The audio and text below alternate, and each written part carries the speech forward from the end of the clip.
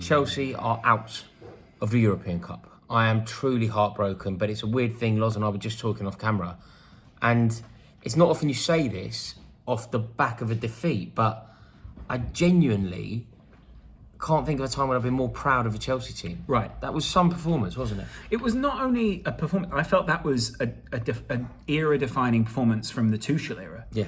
Because you guys had so many players tonight where you would have gone, oh, I didn't think he would have had a good game. Ruben Loftus-Cheek. Timo Werner. Timo Werner. You'd also say in midfield, Kante's not been in form for you guys more recently. And then you've also got the likes of, I think Reece James had a fantastic game against probably one of the best, if not the best young winger in Europe right now, Vinicius Jr. And I get it, like there was a cross from that side that went in to be a goal. But when you guys controlled that game, you made Real Madrid look extremely average. In that first half and in the second half, they only could pull it back to be level. There was a moment that I think changed the tie.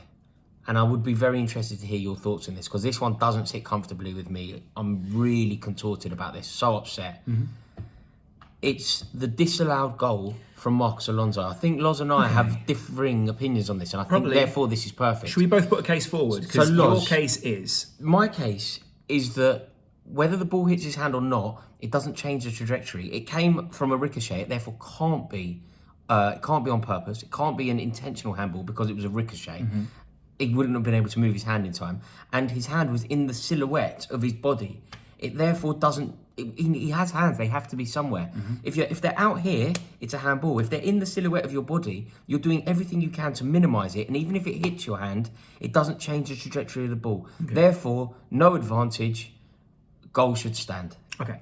From my perspective, it plays in some of what you're saying, and I can understand. I actually think within logic, I can see your argument, but the ball comes down, hits his foot here, and his hand's up here, right? It then goes up towards the hand, and it would have to go through the hand to continue on its trajectory, and that's the reason I think it's a handball.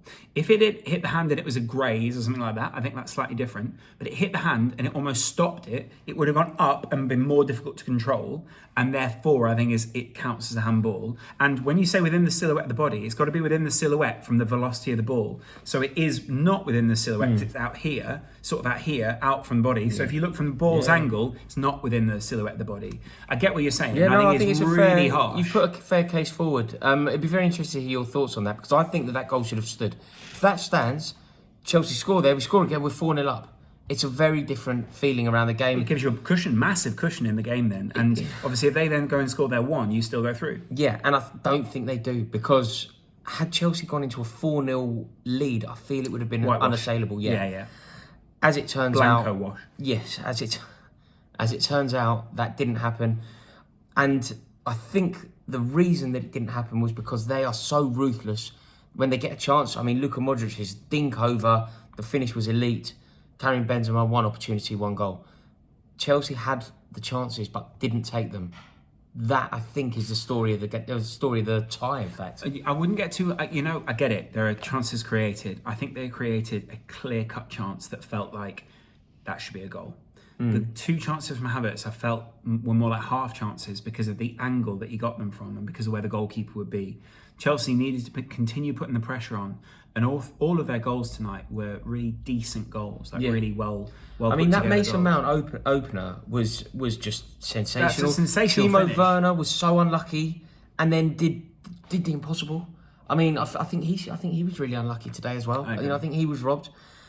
And generally speaking, I think that the tie was lost because in the first leg, Romelu Lukaku was incredibly profligate, had two opportunities that were infinitely easier than the opportunities that Karim Benzema had, and he missed them. Today, I think Hakim Ziyech should have scored. I think Kai Havertz should have scored his header, but I'm not holding anything against Havertz. I thought he was amazing today, a dazzling performance from him, a standout performance for me. I thought he shone. But Christian Pulisic, I think, has let the side down. I think Christian Pulisic had those opportunities in normal time. I can't believe I'm saying this, but he shouldn't have taken Werner off for Pulisic. I think Werner scores them. The form that Werner was on, I think he would score them. I agree. So I think it is a tale of missed opportunities, but the tie was actually lost at home, wasn't it? And that's ultimately it. I think it's very easy to focus on this one game, but I give real credit to Tuchel for learning so much from one game. I felt like he must have taken so many notes, he made so many adjustments, and he must have trained that team so much in the time between the two. It's amazing. Because it was a full transformation of a side, confidence-wise, just the way they were approaching the game. Real Madrid didn't look in control, even when they scored their goal. Even when their goal was scored, they didn't look in control. But I told you, I kept saying this to you, the game I was at with Bayern Munich, they didn't look in control at any point. But they turn up. Benzema turns up. That's the point. It's not all of them. You don't need an entire side for Real Madrid to turn up when you've got that level of quality. Yeah, it's elite. Yeah. Do you know...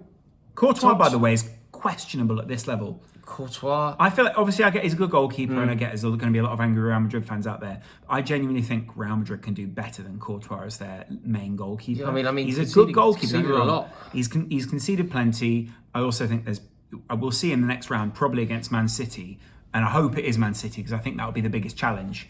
But there's a suspect keeper there to challenge. Yeah, I agree. I have no love for Thibaut Courtois from me. You're not going to get a defence from me about him on this channel. You know, with the board that are potentially going to come in, they're on about this Paliuca at Chelsea now. I think that board, whoever it may be, that take over the club, they need to do one thing, and that is preserve Thomas Tuchel's status at the club. We saw today, didn't we, the way that he managed to outthink Carlo Ancelotti, serial European Cup winner, to outthink him at the Bernabeu. We saw at extra time, the interval between extra time and full time, when he brings out the tactics board. He is so astute and so into the minutiae of the detail. Now, I get that, and I agree with you. I think your broad point's correct. Part of me is now wondering what that board said, because there were times where Chelsea did seem to panic.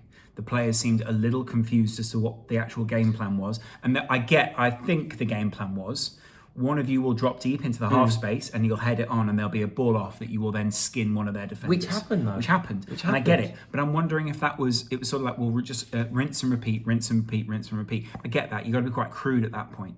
It didn't work.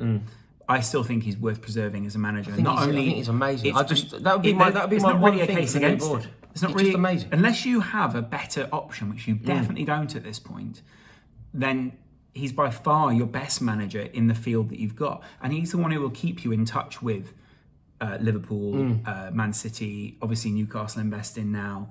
There's a time of change that's coming up, and you probably want a steady hand at the club that can, by the way, move on from Lukaku, move on from some of these players, and make the squad a bit more his. This summer, when you have new ownership, or whenever it comes in, it's time to go, we back this guy. And it becomes, similar to Pep, similar to Klopp, the second half of their tenureship at the club. Yeah. You get those first, how many seasons have you been there? 2 now? Yeah, this is the second year. Right. They're not full season. Right.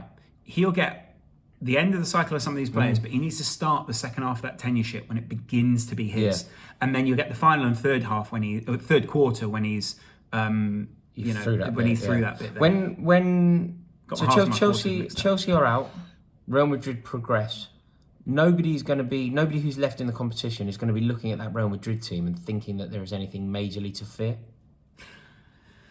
The only reason as a Man City fan you would fear them is because of the decisions that Pep Guardiola sometimes makes in big games. He's made a very good decision and a series of decisions against Liverpool where they exploited every facet that they could against Liverpool. And you wonder if they've got the same vulnerabilities for Real Madrid. I think, if anything, Real Madrid are a more vulnerable team than Liverpool. There's more things you can exploit. And we saw today they're flusterable.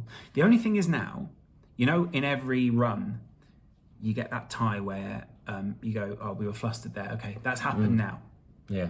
I don't know if that can happen again to Real Madrid. Yeah. Because they've weathered that storm. I know what you mean. They're not going to go through that again. They've had their blip. They've had their moment. They're shocked. Right. They're not going to see 4 again. As a Chelsea fan, you'll be able to identify it. Spurs fans will identify the Ajax game or the City game. Now that's the interesting aspect. Actually, they did have an Ajax game and a City game, but you get what I mean. Yeah.